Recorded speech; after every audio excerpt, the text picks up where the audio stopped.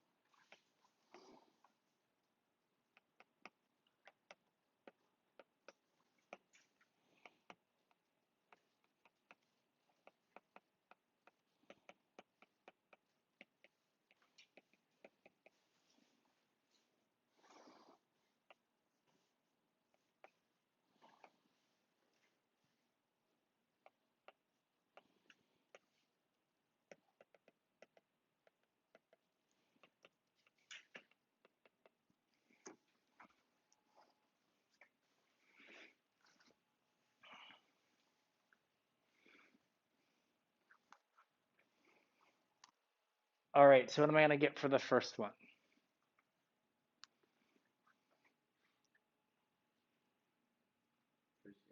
Going to get a tertiary alcohol. I'm going to add my Grignard reagent twice to the ester. End up with a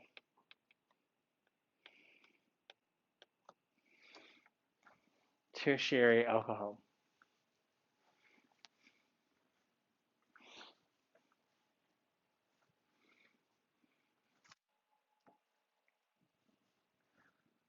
What about for the next one?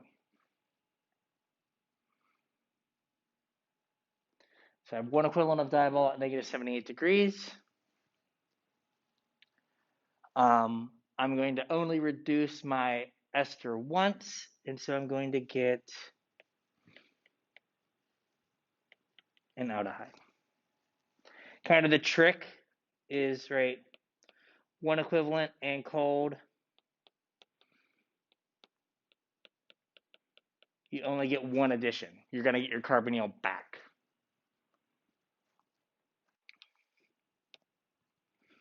And then for this last one, what am I going to end up with here?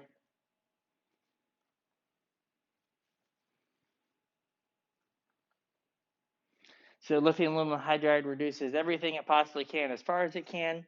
So this is going to end up being a primary alcohol.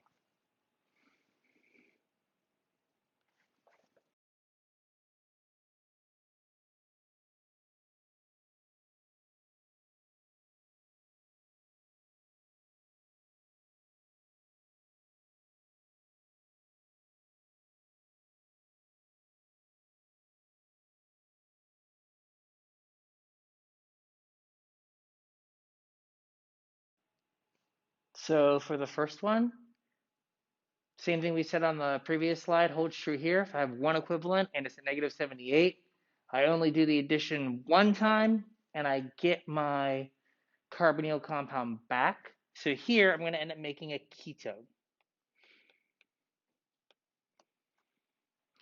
Right, because we're going to add that nucleophile one time. The tetrahedral intermediate is stable at negative 78, so the reaction gets stuck, and then it will become the carbonyl after I add the acid. Two equivalents of diol is going to reduce our ester all the way to the primary alcohol, right? Because remember, diol only has one hydride per molecule, so I need two equivalents. And so I'm just going to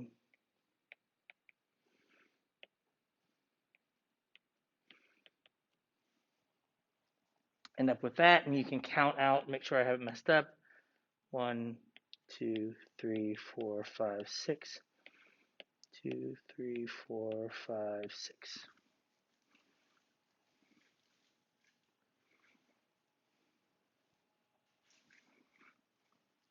And then what am I going to get for the last one?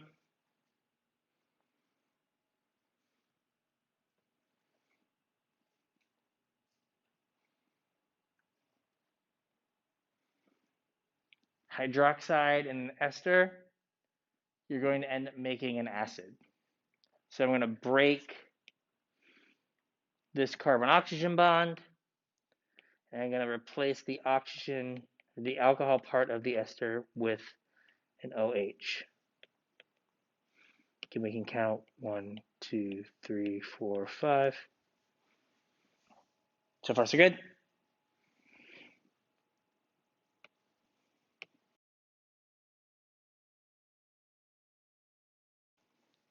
So now we're going to talk about amides.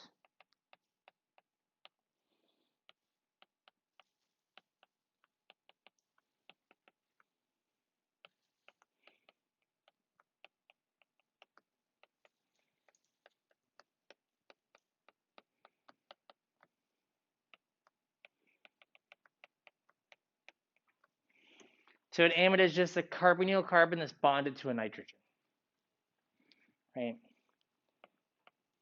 These are less reactive than esters due to resonance. So our carboxylic acid derivatives all kind of share a similar resonance structure, which is, if we look at an ester here, we've got our ester, and there's lone pairs on the oxygen of the alcohol part of the ester, and those electrons can come down, push electrons up onto the other oxygen, and you get this double bond. All right. Amides have the same resonance structure. Right?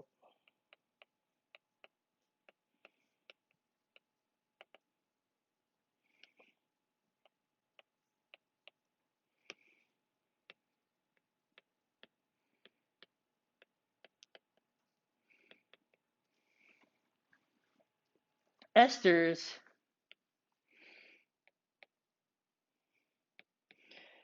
this resonance structure does not contribute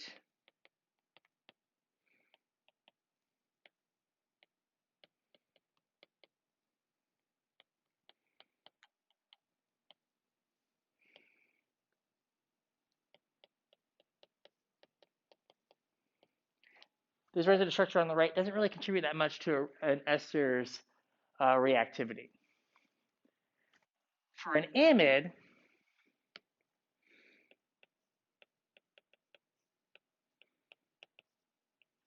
oops, letters, hard.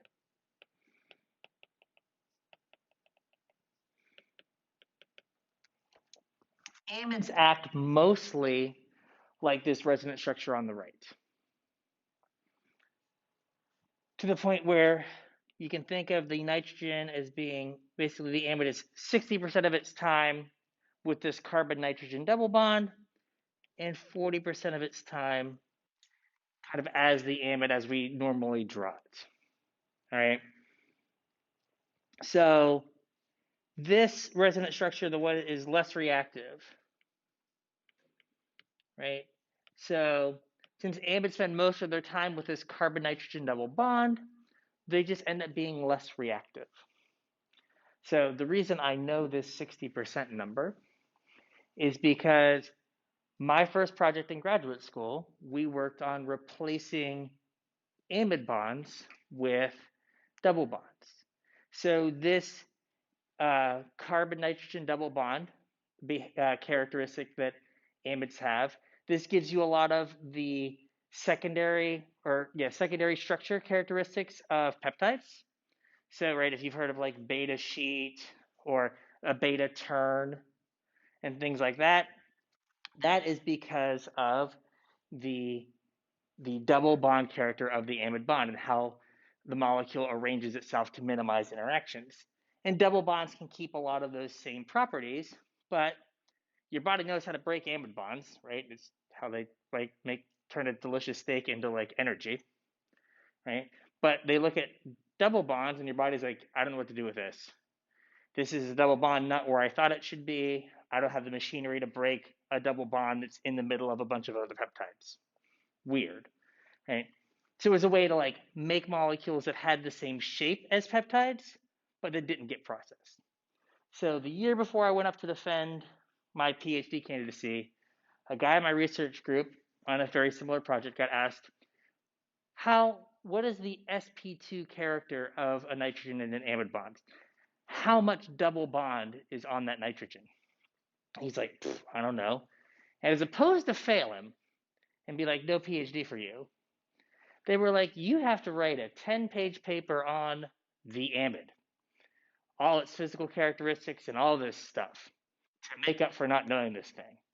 So when it came time for me to defend, I was like, not today, Satan. I'm going to know this number, so if they ask, no paper for me. They didn't ask. But ever since, that number has been in my head, never to go away. But because of the weird fact that amides don't act like a carbonyl, they act like this carbon-nitrogen double bond, they're a little bit less reactive than esters. Right? Additionally to this like reactivity thing, we can classify classify amides. Amides are classified primary, secondary, and tertiary like amines. So you remember classifying amines as primary, secondary, tertiary. We do the same thing with amides. An amide that only has one carbon on the nitrogen is a primary amide. 2 carbons on the nitrogen is a secondary amide. And then 3 carbons on the nitrogen is a tertiary amide. All right. We can classify amides. We also need to be able to name them. And naming them kind of depends on if you're dealing with a primary amide, it's super easy, barely an inconvenience. Or if it's a secondary or tertiary amide, then there's a little bit more to it. So let's look at naming primary amides first.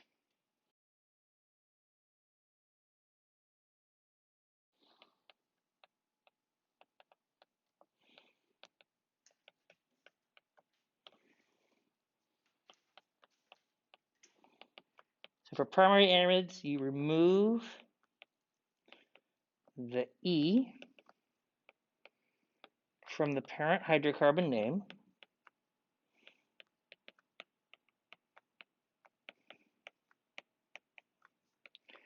and add amide. Super easy.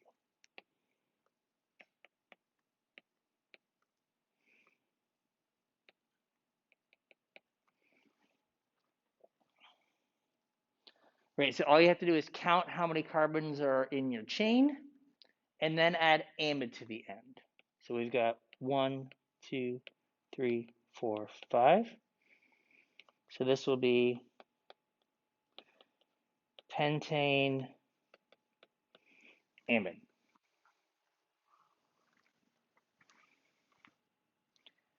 You can also have substituents on the acid side of the amide, right, the carbonyl side.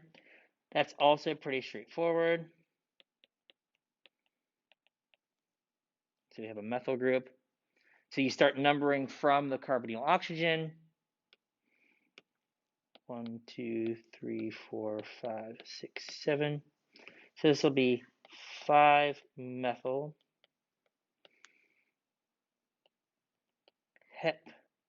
heptane amide.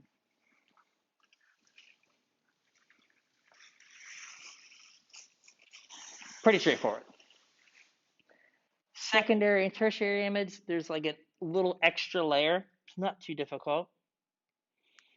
Right, so secondary and tertiary amides. The beginning part of it's the same. Remove the E from the parent hydrocarbon and add amide. Then list the groups on the nitrogen. Right, so it's just like naming an amine, right, where the groups on the nitrogen are denoted with an N, right? So if you've got this at its base, it is butane amide, right? Because there's 4 carbons.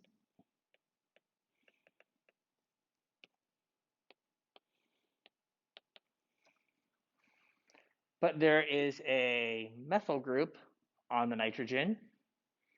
So this is N-methyl butane amide.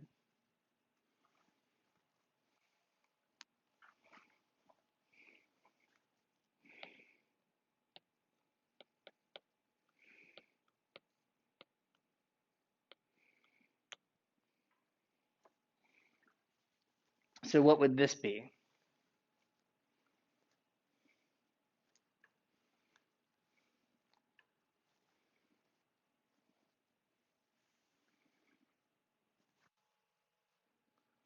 So what's my longest chain? Right, starting from the carbonyl carbon. 1, 2, 3, 4, 5, 6. So that's going to be hexane amide. And then out in front, you're going to say I have N ethyl,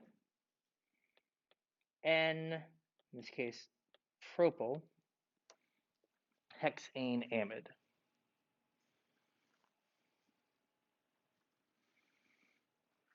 So not particularly difficult, but just like a little extra thing on it. But it's exactly like when we named amines, right? And you had like an ethyl group off of your amine, and you have to say, well, it's not on the chain, it's on the nitrogen, so it's N-ethyl. This ethyl group is on the nitrogen.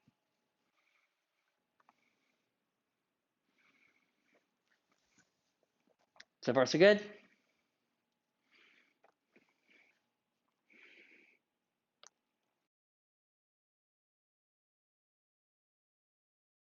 So we got a kind of a group of amide reactions to go through.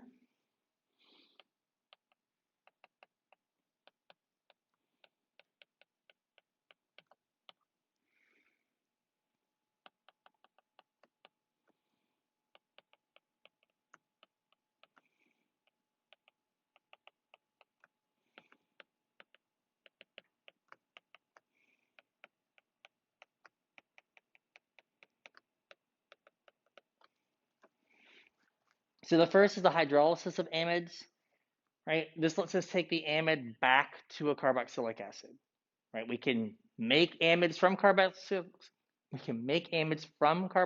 acids. We can take them back to the carboxylic acid they started from. There are 2 ways to do this. There are acidic conditions where we have our amide,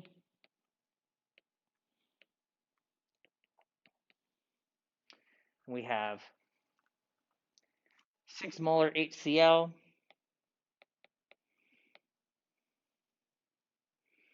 We'll get us back to our carboxylic acid.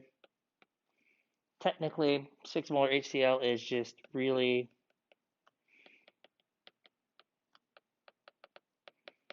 effing acidic, right? We're just throwing really strong acid at this, and it comes apart. Right? We can also do this, like we could do this with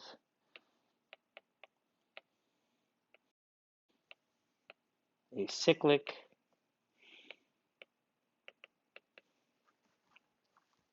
amide, same deal.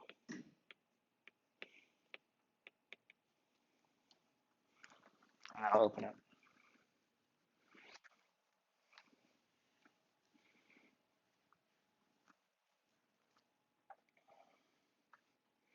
We can also do this under basic conditions.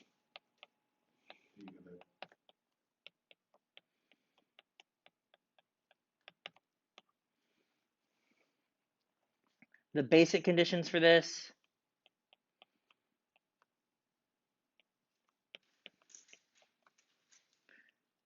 40% sodium hydroxide.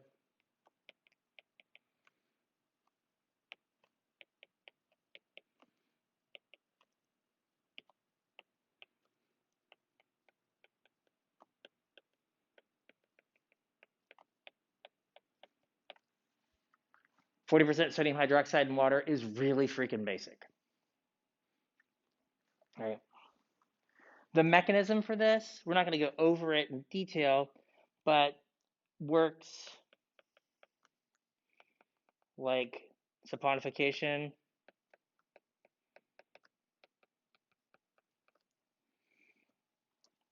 right, where you will make your acid, right, but the acid is surrounded by a bunch of sodium hydroxide, so it instantly becomes the carboxylate salt, and then you don't want the carboxylate salt, and you have to add H plus at the end of the reaction to get it from the carboxylate salt to the carboxylic acid, which is why there's the then H plus there. So we can go back to our acids. Another thing we can do is we can reduce amides.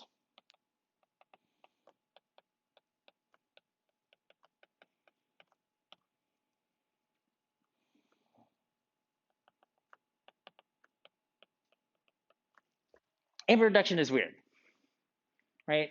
So when you look at esters, when we did ester reductions, right, we took lithium aluminum hydride, then H plus. I'm going to go back and make my oxygen here blue. When we did our ester reductions, what ends up happening is when we make our alcohol, the oxygen that we keep is the oxygen from the carbonyl. Right? That's the oxygen that stays in the molecule.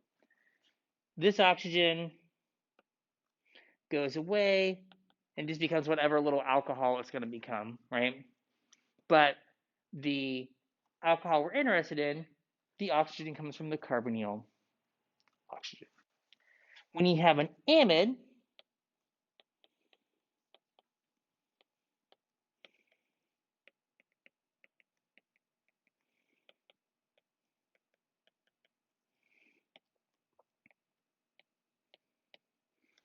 you keep the nitrogen and you lose the carbonyl oxygen. So it behaves very differently.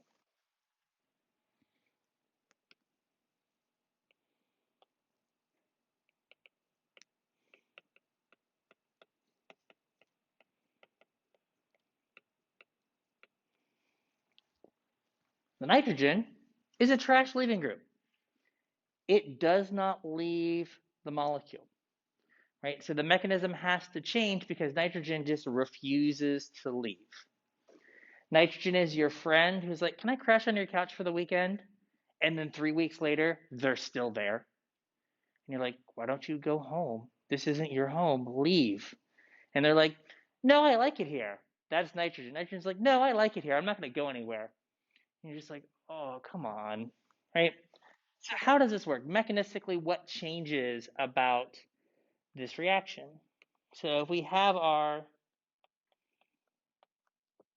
simple amide here,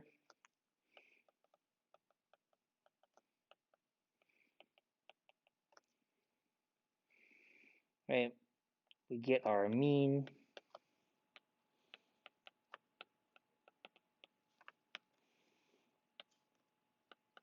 So the first part's pretty easy, right? We have our lithium with our aluminum hydride.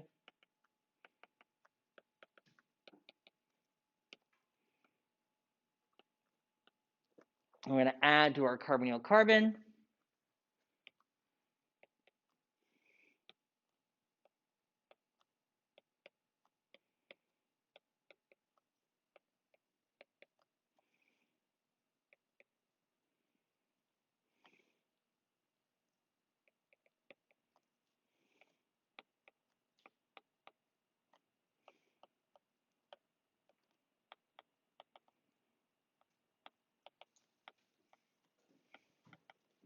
I'm just not going to say exactly how many hydrogens are on that aluminum, but you end up with an oxygen aluminum bond.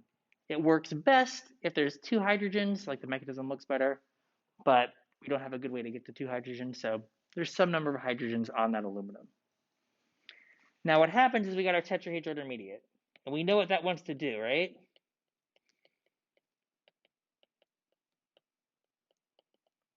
Right? It wants to collapse back down and make a carbon-oxygen double bond. Well, you can't push the nitrogen off the molecule, right? But the tetrahedral intermediate doesn't want to be there anymore. So what ends up happening is the electrons on the nitrogen push out the oxygen that's bonded to that aluminum, and that's going to make this structure here. Blast from the past, you guys remember this. This is an iminium ion, right? Plus we've got our O aluminum with some number of hydrogens on it. And then we can have our lithium aluminum hydride again react with our iminium ion to give us our product. So it all comes down to when we get to the tetrahedral intermediate, there's a choice. Do you push out the oxygen or the nitrogen? And the nitrogen refuses to leave, so the oxygen gets pushed out instead. Right? You're like, fine, buddy, this is your apartment now. I'm moving.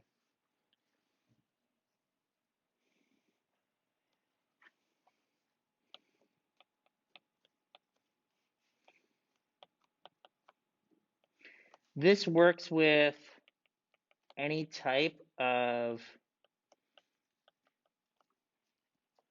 amide. It could be primary. Sorry, it could be primary. It could be secondary.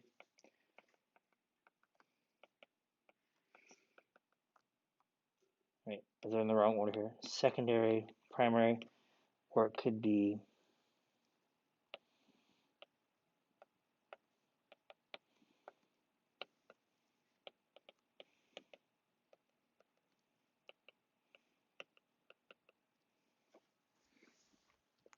tertiary. Right. Either way, kind of regardless of what's on it, you're just always going to end up making the amine.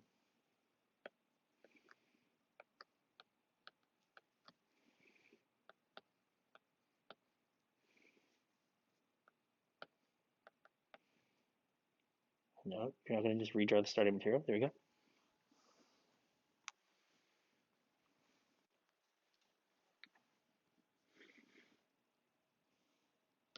Bonus fun fact, cyclic amides are called lactams.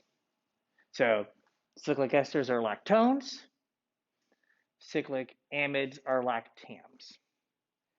Now, you've all probably had some sort of a run-in with a lactam in your life if you've basically ever taken an antibiotic ever, right? Penicillin is a beta-lactam. So it's a lactam that has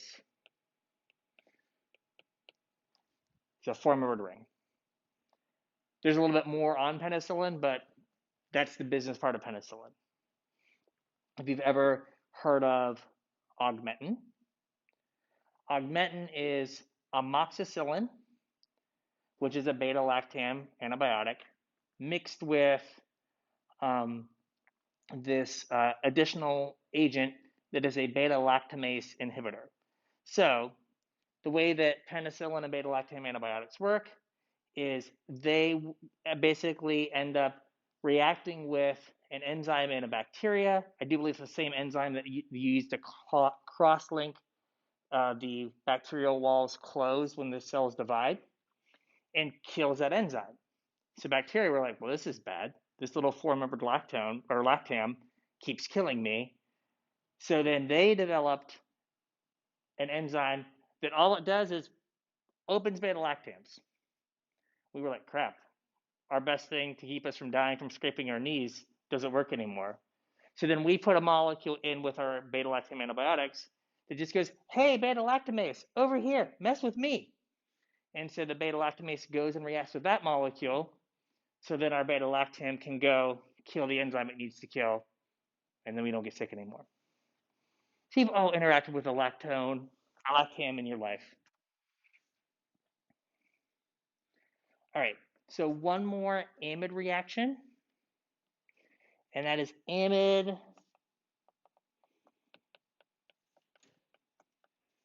dehydration, right? So this gets us from a primary amide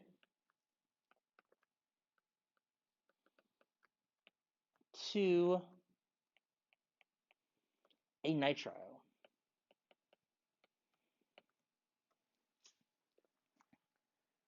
In terms of atoms, what stands between a primary amide and a nitrile is these two hydrogens and this oxygen, right? I need to lose water to make this molecule, to make this nitrile, right? So we have two dehydrating reagents that get used a lot for this. One is another blast from the past, POCl3, right? We use this to turn alcohols into double bonds back in the alcohol section. It comes back. It's really good at removing oxygens and water from things. So it removes water from your primary amide, makes your nitrile. You can also use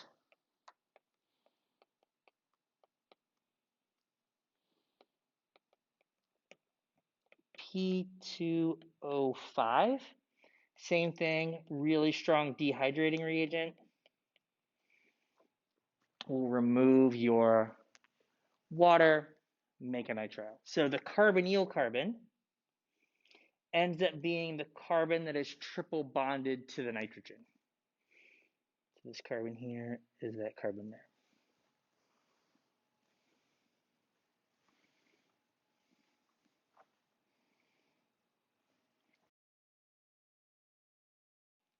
I'm going to go over a mechanism for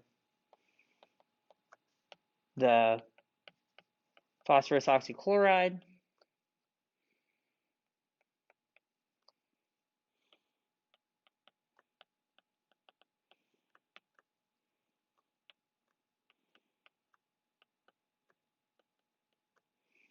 So remember, phosphorus oxychloride looks like this. So our oxygen of our amide will attack the phosphorus. So what ends up happening is the lone pairs on the nitrogen push down, push the electrons on the oxygen out to the phosphorus, kicks off a chlorine.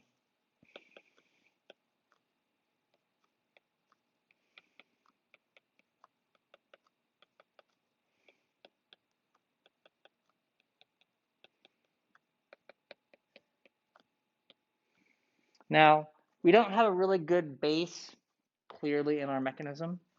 So what we're going to just say is we're going to lose a proton. We're going to lose it to solvent or another molecule. We're just going to lose that proton off of our nitrogen to get us to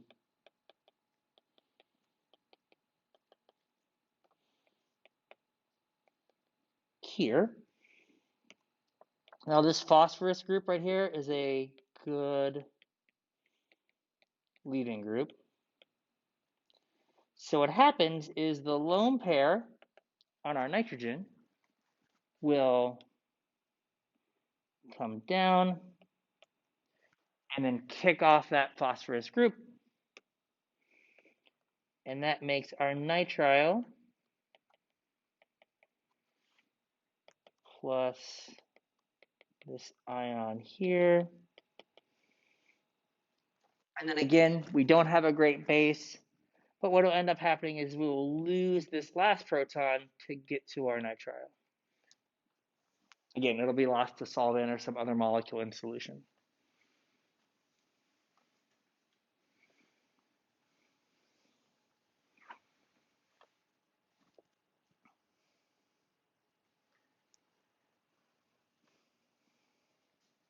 So we can make nitriles.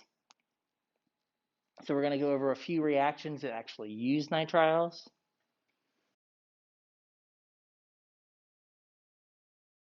Nitriles, right?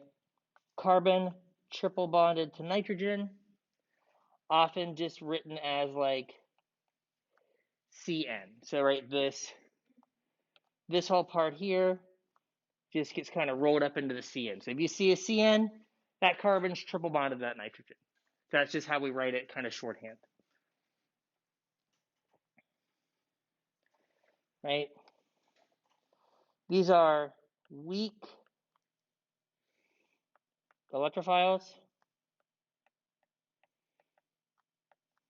They're hard to add to.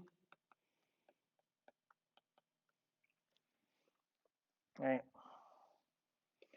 And so I'm just going to highlight a couple reactions.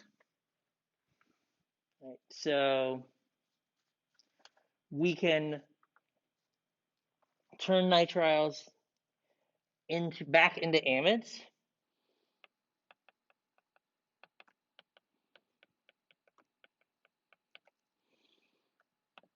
Right, so again, this is a hydrolysis of nitriles. So under acidic conditions,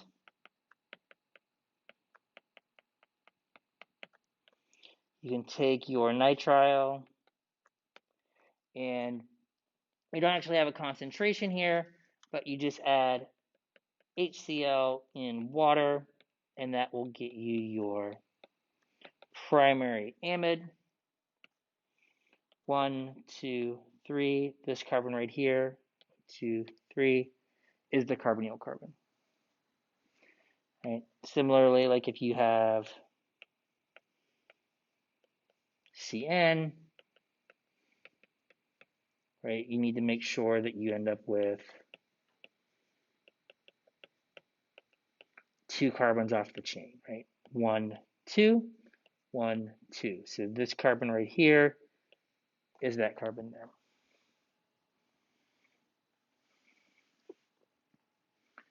So acidic conditions. These also work under basic conditions.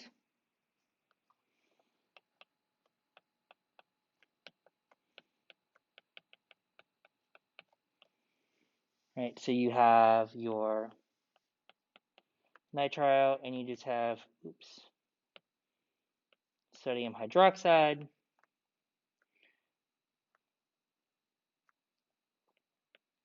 And then H plus, and that's going to make your primary amide as well.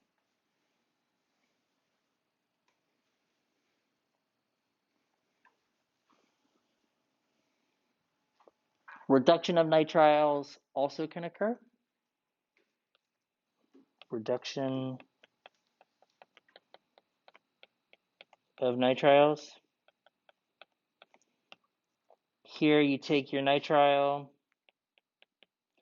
and you add lithium aluminum hydride, then H plus. And you end up making a primary amine. So these are always going to go nitrile to primary amine. Right, make sure you have the right number of carbons, 1, 2, 3, 4. Right, so this carbon here, 1, 2, 3, 4, is that carbon right there. Right, same thing if you have, again, if you've got like the CN, right, make sure you don't lose your carbon.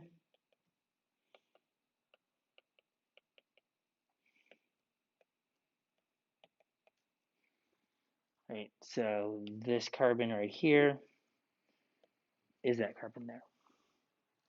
So just make sure you keep track of your carbons and you don't lose one when you go from the starting material to the product. And then the last thing is additions to nitriles.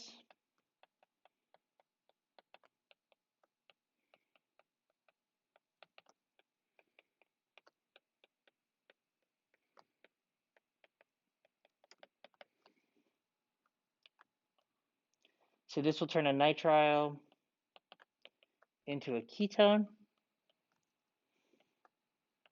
So you've got your nitrile. You have some Grignard reagent. We'll just do generic Grignard, then H+. Right? X is chlorine, bromine, or iodide. We all know that I'm always going to pick bromine because I like it the best. All right, that's going to make a ketone. The oxygen in your product comes from the fact that your then H+, your acid is in water. So there's water present when you add the acid. Right, so it could also be written as, you can just write it as H3O plus, right? Then H3O plus, because that's the water with the acid. All right. So a super brief mechanism, just to kind of explain where the oxygen comes from. I'm not going to go through the whole thing, right? But you've got your Grignard reagent.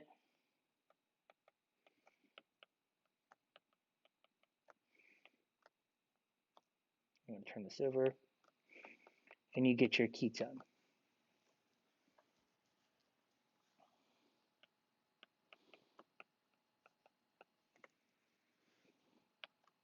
So you have your nitrile, and you've got your Grignard reagent, and it can add to the carbon that is triple bonded to the nitrogen. When it does, you get this structure here, right? That looks a lot like a carbonyl, right? It's a carbon double bonded to a more electronegative element. The problem is it's already got a negative charge on the nitrogen, right? That nitrogen metal bond means N minus Mg plus. I can't add any more nucleophiles to the, the carbon double bonded to nitrogen, because if I do, that makes the nitrogen -2, right? Which is no good. So what happens is the reaction gets stuck here until you add acid. And then that gets you to this structure, which is, as we hopefully remember, an imine. And in some number of steps, right, if you have water that you got from the acid and acid present around an imine, imines can turn back into ketones, right? So all the steps for this, all these steps are earlier in our ketone slides, right? Basically, it's ketone to imine. Do that mechanism in reverse, because every step's in equilibrium, and you get back to the ketone.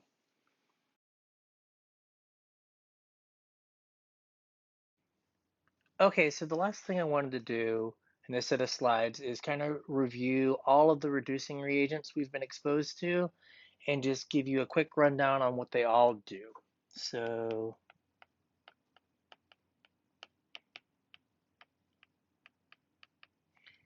now we've had a number of them. So let's start with the strongest, which is lithium aluminum hydride. This reduces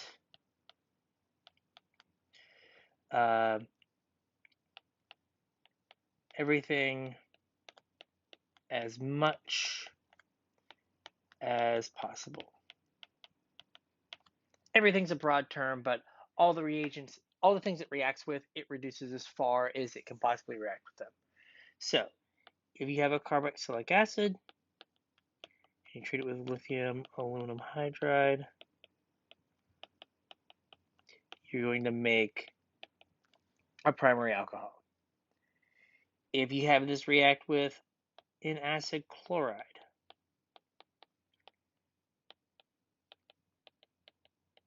this is also going to get you a primary alcohol. And remember this, lithium aluminum hydride, the strongest reducing agent, with an acid chloride, the most reactive carboxylic acid derivative, is a little bit of overkill. If you have it react with an anhydride, I'll use a symmetrical anhydride because it makes it a little easier. is going to reduce both sides all the way down to a primary alcohol. So here I'm going to make 2 alcohols, 1 for each side, right? So this carbon is this carbon, and this carbon here is this one here. All right. If you have an ester, we're going to reduce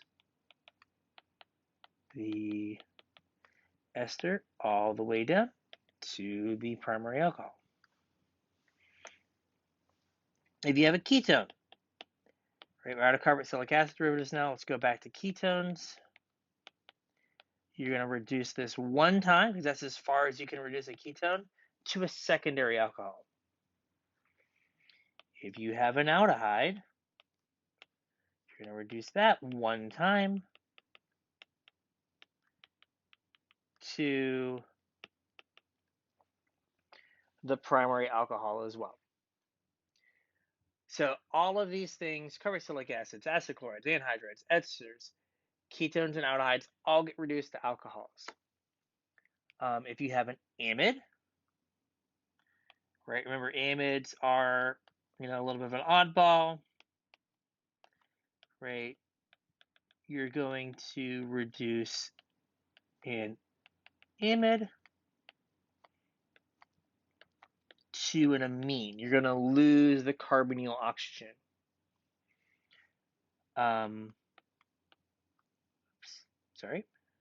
Nitriles are going to get reduced to primary amines.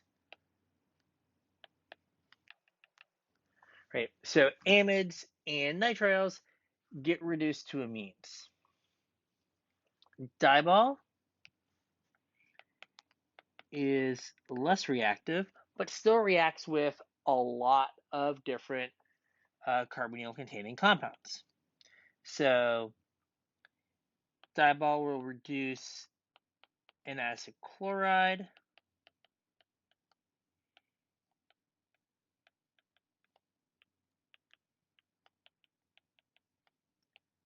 to a primary alcohol. And remember, diol only has 1 hydride on it. So to reduce the carboxylic acid derivatives to alcohols, you need to have 2 equivalents, because to get this carbon to be here, right, I have to add 2 hydrides, 1 from each equivalent of diol.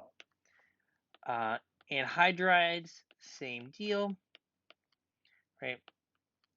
Here we have 2 equivalents of diol, then H plus. We're just gonna we'll reduce one. We'll focus on one side. We'll reduce one side, plus we'll make a carboxylic acid. Right. So this carbon is here, and this blue carbon would end up being the acid. Let's say. Esters, if we use 2 equivalents of diol on an ester,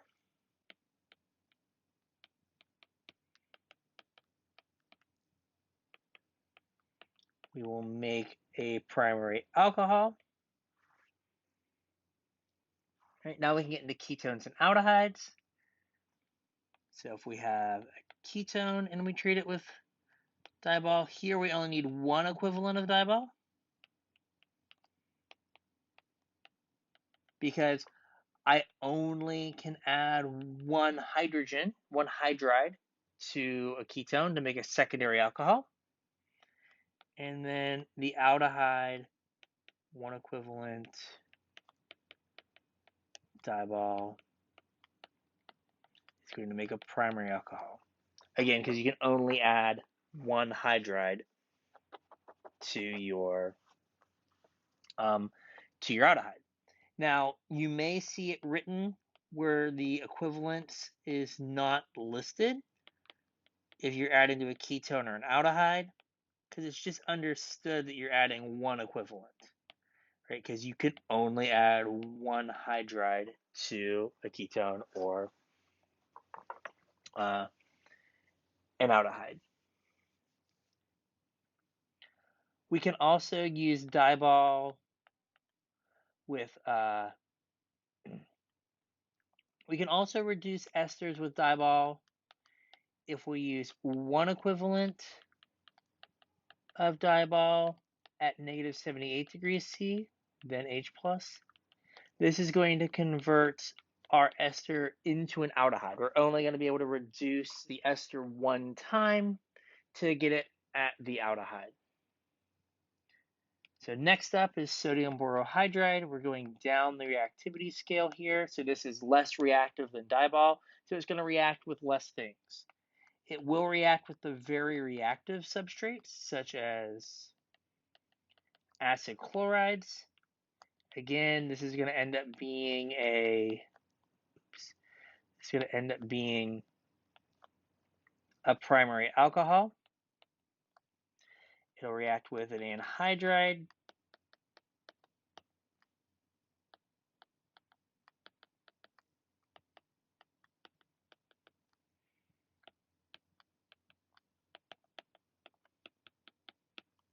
To give you an alcohol and an acid, right? So again, this is going to be this. This is going to be this. Where we use sodium borohydride the most is with ketones getting reduced to secondary alcohols and aldehydes getting reduced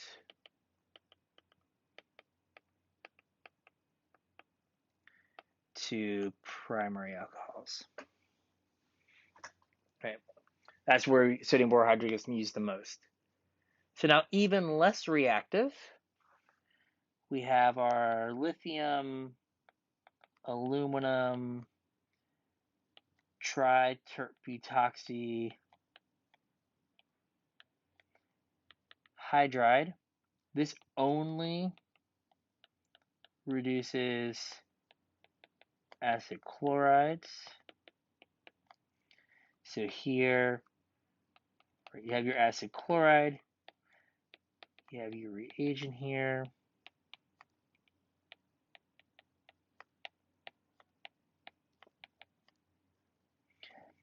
I'm going to write then H+. And this only can make an aldehyde. So it can only reduce the acid chloride to an aldehyde. It doesn't do anything else. And then the last reagent is going to be sodium cyanoborohydride. This only reduces iminium ions to amines. So you have an iminium ion, and you have sodium cyanoborohydride. That's going to make you an amine. We normally see these in kind of a two-step or in like a one-step procedure where you have whatever amine you want to add. You have an acid like PPTS, and then sodium cyanoborohydride. So basically, you are making the iminium at the exact same time or in the presence of the sodium cyanoborohydride, and the sodium cyanoborohydride doesn't do anything until you make the iminium ion, right? So these right here are conditions to make an imine. And on the way to that imine, you make the iminium ion and then it gets reduced, right? So I want to point out, like we've gone through kind of all of our reagents, right? That while they can do it typically, acid chlorides and